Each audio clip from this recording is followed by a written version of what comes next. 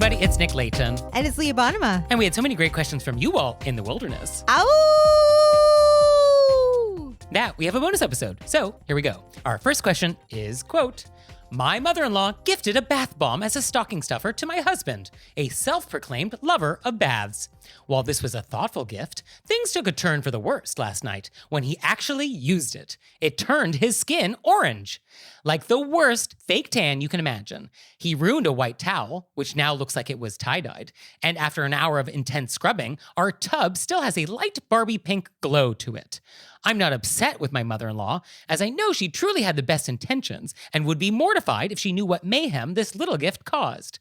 And I feel an obligation to politely inquire if any more of these bath bombs were purchased or gifted in order to hopefully prevent other recipients from having a similarly disastrous outcome.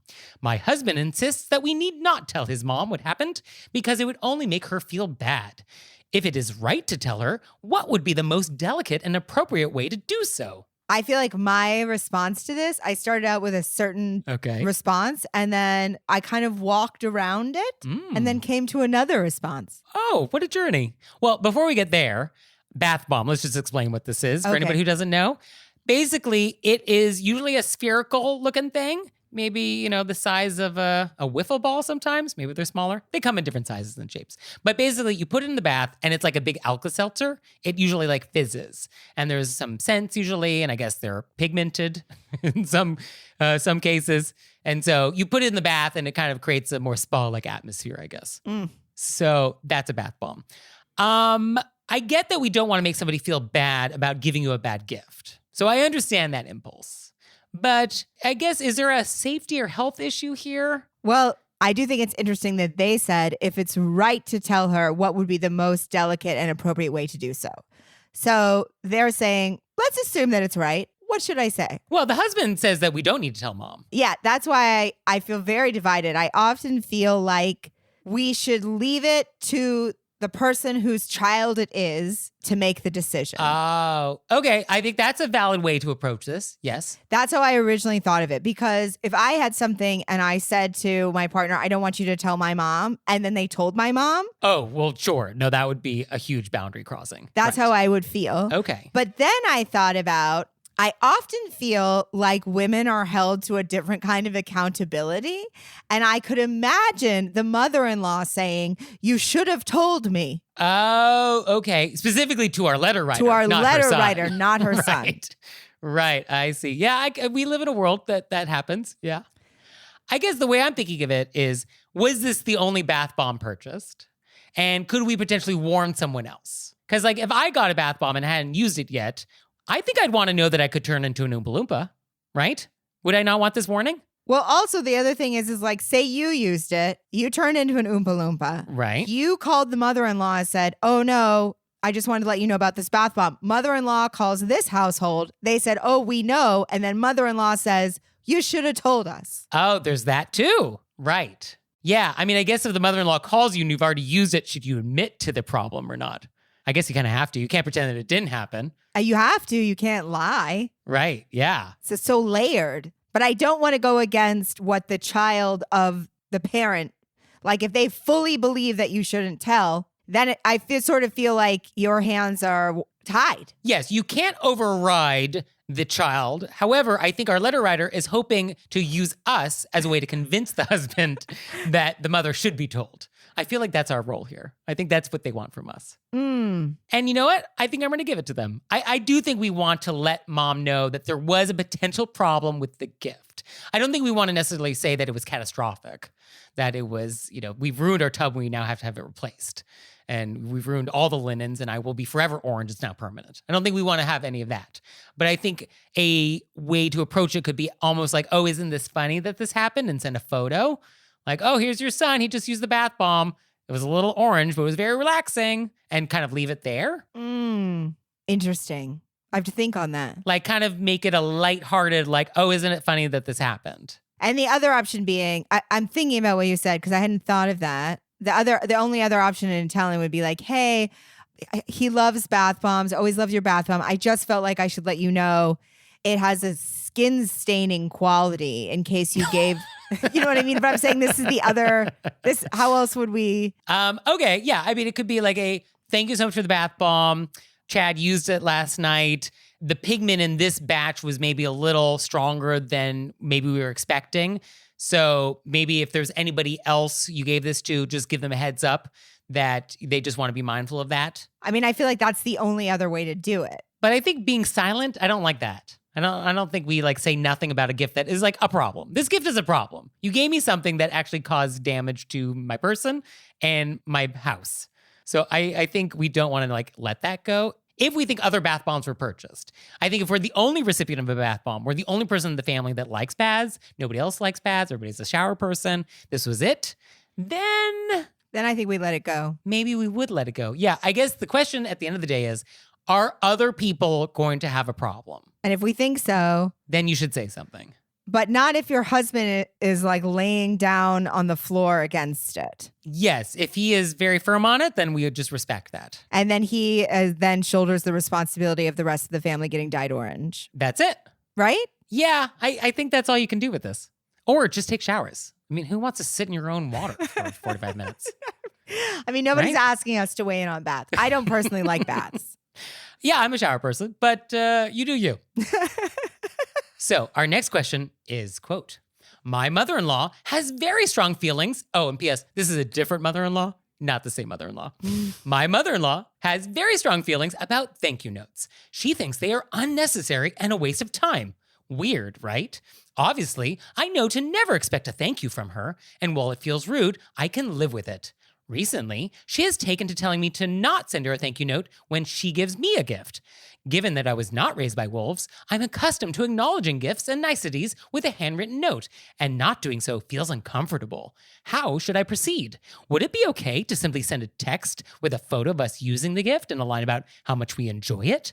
Is this enough? Help. I think if someone has explicitly said, please don't send me a thank you note, don't send the thank you note. Yeah, I mean, you have to respect that, I think. What I find so confusing is that this person has strong feelings about thank you notes. I feel strongly about you never sending me a thank you note. I mean, that's unusual. I have not come across that before. Definitely an opinion. Yeah. And I guess the question is the mother-in-law in this story, does she object to the waste of time it is? Or does she object to the sentiment itself? Because if she objects to like, oh, it's a waste of time to put pen to paper and waste a stamp and mail it, then your text solution sounds fine. Because like that's none of those things. If she objects to the idea of you expressing gratitude, then maybe you shouldn't even send the text. Oh, it didn't even occur to me that she would object to somebody sending gratitude. Well, I mean, how else do you want to interpret this? Please don't thank me ever. It's a waste of time. I specifically read it that she doesn't like things being mailed. Okay. I mean, she just has strong feelings about thank you notes. So I guess the note is the thing, the physical note. I felt like it was really the paper that was. Okay. So in that case, I think, yes, send the text. Yeah, I think this actually fits into a larger etiquette topic, which is there are etiquette rules that we all, as a society, have sort of agreed on. But then we do not actually follow those rules so closely to the expense of actual people. Like an example of this is being called how you want to be called. Like if you say like, oh, call me Nick, and I've said this to you. Yes, it would be polite to say, oh, Mr. Leighton, but I've said, oh no, please call me Nick. If you keep calling me Mr. Leighton, that is now rude. Even though as a society, we have agreed like, oh, we call people by formal names when we're introduced, but now it's rude because I've explicitly told you like, no, I actually would prefer you to just call me Nick. And so I think this is also similar. Like, yes, as a society, it is polite to send thank you notes, but here's somebody who said like, don't do it. I know the rule. I know what society says, but I don't want that. And so we ignore that rule, which is global, and we just sort of individualize it for this person. And at the end of the day, that's the more considerate path. I'm more considerate of your feelings here because you've explicitly told me you do not want this thing to happen, even though as a society, we usually do it. I think that's the perfect full explanation summation. So depending on how she meant this, if she doesn't want any gratitude, don't do it at all. If she just didn't like the actual mailing of something, I think a text is fine. Right. But at the end of the day, I don't think we want to live in a society where everybody feels this way. Because, I mean, extrapolate that out. If everybody's like, I don't want you acknowledging gratitude, like how does that multiply over, 8 billion people? That doesn't sound like a recipe for success. I don't think that this is the norm. It is definitely not the norm, but what if it became the norm? I mean, we can't live in a world of what ifs, Nick. It's a slippery slope. I'm just saying, I'm nervous for us as a people. I mean, you should be. This is your opening it up, but let me say, if you're not nervous about us as a people, I don't know what's going on. Okay. So our next question is, quote, when dining out with others, is it rude to order a course that no one else has ordered? For example, a salad when no one else has ordered one? I feel like this happens a lot. Oh, sure. Yeah. Definitely at a more casual with friends kind of meal. Yeah, totally. And I feel like you just say, hey, I was going to order a salad. Did anybody else? Do you guys mind? Is there a time issue? And then if people are like, we're just doing one meal, I'll get it with my meal. Right. So I think generally speaking, when we're dining with people, we want to be mindful of everybody else. Like that's sort of etiquette 101. Baseline. That's like what we're trying to achieve. So if it's a formal dinner where you're like with the boss or with a client, I think it is usually easier if everybody's sort of on the same journey with the same number of courses. And if you're a guest, you should definitely follow the lead of your host. So if your host is ordering that salad course, then you should probably do that. Or if your host is not ordering that salad course, then you should probably skip it. But when it's more casual and you're like, oh, I want the burrata, and you're like, I don't need burrata, I'm just going to have a main course. I think as long as there's that conversation before we order about like what everybody's doing, I think that's probably fine. Yeah, I'll be like, hey guys, I was thinking of getting nachos up top. How does everybody feel about that? Yeah, I think if you're also offering to share, like, oh, should we get some extra side plates in case anybody wants some of this thing that I'm getting? Like, I think that's also nice. Yes. And I think if you were ordering first and it was a more formal occasion and you order first so you don't know what your host is doing, would you still pop out there, hey, were we just doing main meals or did you guys want to get appetizers? I think if there is confusion and it's a formal meal, I think it's fine to ask like, oh, what is everybody doing? Are we going to do 3 courses or what is everybody thinking? Yeah, I think just ask what everybody's doing. And you can even have that conversation at a formal meal too. You know, just like, oh, what's everybody thinking? What looks good? You can always frame it that way. Like, oh, what looks good? What's catching your eye? And if your host is like, oh, I was thinking of the halibut appetizer, then you're like, oh, appetizers, that's on your radar. Okay. So I think that's fine. Yeah, I think maybe sending out a few little feelers so you know what everybody's doing. To our letter writer's question, is it rude if nobody else has ordered one? Not necessarily, no. Yeah, I think it depends on if everybody was like, hey, I'm in a really big hurry and I just wanted to, right. And then you order like 7 courses. I think, yeah, that's rude. Right. No, if you are like trying to do pre-theater dining and everybody just needs to grab a quick salad and you are like, oh, can I get the Peking duck that takes 24 hours? Like, no. So I think it depends on the situation. And one thing to note, if you get an extra course, don't be that person at the end of the meal, which is like, let's just split it evenly, guys.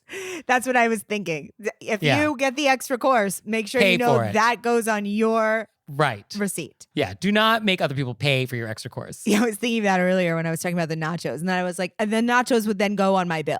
And now it's time for an intermezzo. Intermezzo. So this episode is brought to you by EveryPlate. So Leah, what is EveryPlate? EveryPlate is America's best value meal kit. And if you're unfamiliar with a meal kit, I was actually unfamiliar until we started working with EveryPlate. And let me tell you what a delight it is the day that they arrive.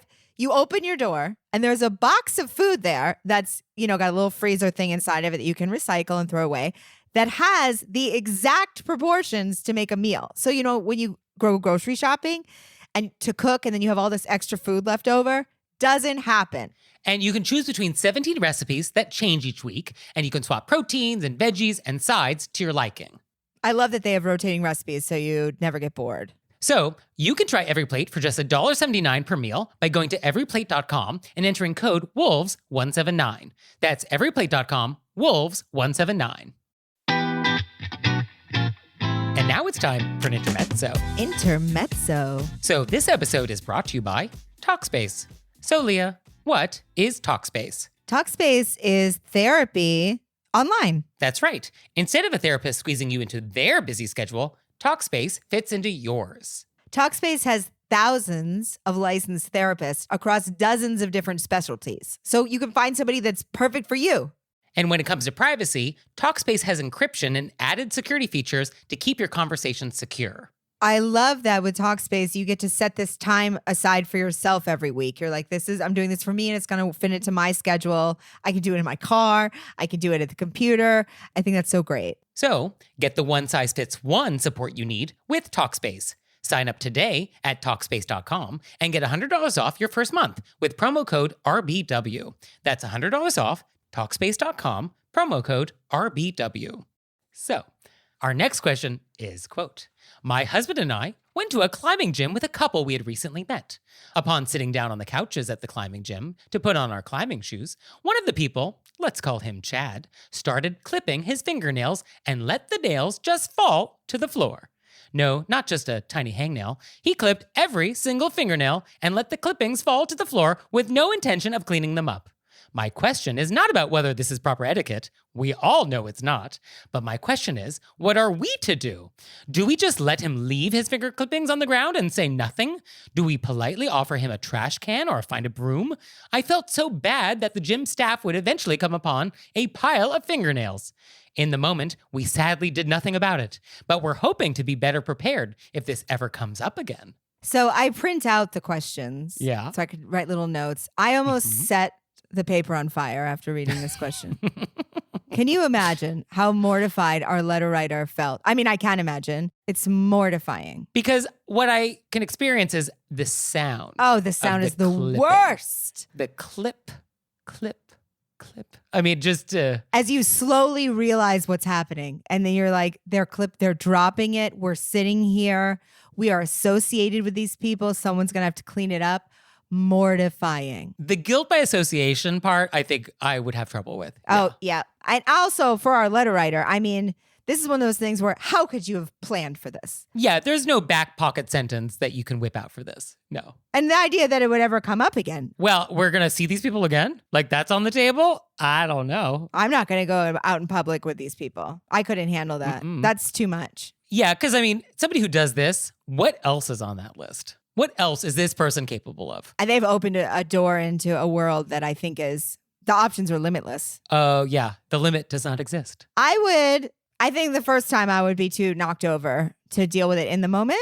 Yes. I mean, I think the best you can do if this happens again, which I hope it does not, is I think we first start with a puzzled, confused look. Just say, I'm confused about what I'm seeing and see if that actually does anything. Just which my guess is that it won't. Yeah, just bewilderment. I've been with friends when like something happened. I actually haven't been with friends I can't say I haven't been around this. No. But I've definitely had somebody do something that I didn't want a third party to have to clean up. And I would say, let me just go get a broom. Yeah. I mean, I think what our letter writer doesn't want to do is embarrass the person. I think that's their instinct here. Oh, of course, you don't want to embarrass the person, but at a certain point, you should be embarrassed by this. This person, they should be embarrassed. This is so rude to do to people that work there and everybody around who has to listen to your nail clipping. Right. And just a reminder, we don't clip our nails in public. That's one of the things I do not miss about New York City is people sitting next to me on the train clipping their nails. Yeah. I mean, it's a thing that happens more often than it should in New York City. Greatest city in the world, everybody. So yeah, for this, I think beyond the bewilderment that we can express with our face, I think we could say something along the lines of like, oh, let me give you a paper towel for the clippings. Yeah. I think paper towel feels like a little lighter, less aggressive than let me get a broom. Well, it depends on how big these clippings are. Oh my gosh. I mean. Yeah, I guess let me get a paper towel for those clippings. Let me get a paper towel for you.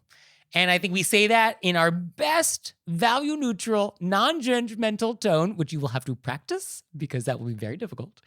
And we just sort of like give them the paper towel and we hope that they then collect their clippings in the paper towel and throw it away. Oh, let me get a paper towel for you. And then the silent, you monster. That's silent. It's like the K in night. How do you feel about giving your confused look to Chad's partner here? Do you think she's culpable? Do you think she sees it? I hate holding partners responsible for the bad behavior of their... Right. I don't think we want to hold her responsible, but do you think we can use her as a tool to get a message across? Maybe we should give it a shot. We should give the look to both party members. Because like there's the car ride home in which she can be like, you know what you did back there was not cool. Like there could be that car ride conversation. Although how can this be the first time? How could this be the first? Although it's a couple they recently met. We don't know how long this couple's been together. I wonder if this couple actually broke up after this. Because if I didn't know this about somebody and I went on a date with them and then they clipped their nails and left it, A, in public at all, and then B, thought that it was just fine to drop their nails on the ground and have somebody else clean them up, I would be like, this touches to a much deeper side of their personality and I will never date them again. I feel like the unspoken part of this letter is the couple broke up afterwards. Yeah, I'd be surprised if we went climbing again. I mean, I like the, we'll do a look of shock. I think look is always nice because also in etiquette, we always want some level of plausible deniability.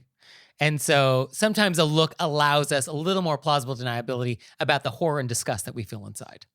So it's always a good place to start. And we can always escalate from there. Start with a look. Then we move to the, let me get a paper towel. And then so fun doing this climbing with you people. We should totally do it again sometime. Meaning never. I can't. So our next question is, quote, I have a question about a Dungeons and Dragons group. My husband and I are in a D&D group with some friends from college. Everyone in the group, apart from us, live about 15 minutes away from each other. My husband and I live in another state, so we always call in on Zoom to play. The first few rounds of the game were so much fun, but the game is taking much longer than we anticipated. We meet on Thursday nights, and while our friends are okay staying up until midnight to play, my husband and I would rather go to bed at a normal hour so we're well rested for the day ahead. We both agree that we want to leave the group, but there's a caveat. The friends who invited us to the group asked me to be a bridesmaid at their wedding in 4 months. What should we do? I am delighted that we're getting questions about D&D groups up my alley. Okay. And explain, what is D&D to somebody who may not know? Dungeons and Dragons is a fantasy game. It involves storytelling. Yes, it's a role-playing game. Some people dress up. I have a cape. Yeah, okay. And basically, there are quests that you go on. And there's a dungeon master who sort of leads the story, and everybody plays a different character, and different things happen in the story. And depending on how maybe the die is rolled, different things may happen. You'll either be able to unlock the door or you won't. Different characters have different strengths and weaknesses. Right, yes. I think it was an orc. So I think I was very strong, but I couldn't do much else. So, which, art imitates life. So the idea of D&D, though, is that also takes forever. It does. Mean, it is not unusual for a game to go from 3 to 12 hours. That's just one quest. I mean, quests then continue. You are on campaigns forever. It kind of never has to end. But one quest can really be hours and hours and hours. So it is not unusual for them to be playing till midnight, of course. Yes. So, okay, so we have this game and you would like to bow out. Okay, fine. I think it is perfectly reasonable to say to these people, it's been so fun. Unfortunately, we just can't stay up as late as we need to. So I think you have a couple choices. Can we make the quest shorter? It is possible the dungeon master could make a quest 2 hours and very sort of mini quest. Totally possible. Or you join the Zoom, hang out, but you're not a player. You're just an observer, and that's fine. You can hang out and watch the game happening on Zoom. Or you just bow out altogether and be like, unfortunately, it's just not working for our weeknight schedule. So sorry, we can't do it. I think all of those are possible. I don't think that in any way relates to being a bridesmaid in 4 months. Right. That is where I'm very confused. How are we taking the leap from being in this Dungeons and Dragons Zoom group that we don't have time for to jeopardizing our entire relationship where I'm no longer eligible to be a bridesmaid, or somehow this will be catastrophic for our relationship? How are we going from A to B? I mean, if this is the kind of person that if you're like, I have to get up early and I can't stay up this late, and then they take it so personally that they unbridesmaid you, I just... But that's what it sounds like. We are concerned that that is a possibility. It is completely reasonable and absolutely fine that you can't stay up until midnight. On a Thursday. On Correct. a Thursday. Yes. Yeah. We don't live in this world. Sure. There's nothing rude about that you can't stay up that late on a work night. So I think we just explain that in a nice, polite way, Yeah. which is fine. And if they take it so badly that they're like, how dare you? How dare you leave our Dungeons and Dragons group? And they banish you from the kingdom, I guess maybe your relationship was not as strong as you thought. I also think Nick's idea of I'll come for the beginning because I like hanging out, but we can't stay up this late. I think that's a nice compromise. Yeah, we'll join on Zoom when we can, which will maybe be weekly anyway, but we just have to bow out at 10:30. And that's absolutely reasonable Totally reasonable. and not rude in any way. Do you think it's a D&D themed wedding? I hope so. I mean, if it is, I would love to go. Me too. So, do you have questions for us about Dungeons and Dragons or anything else? Please let us know. You can let us know through our website, we'raisedbywolves.com, or you can leave us a voicemail or send us a text message, 267-CALL RBW. And we'll see you next time. Bye. Bye.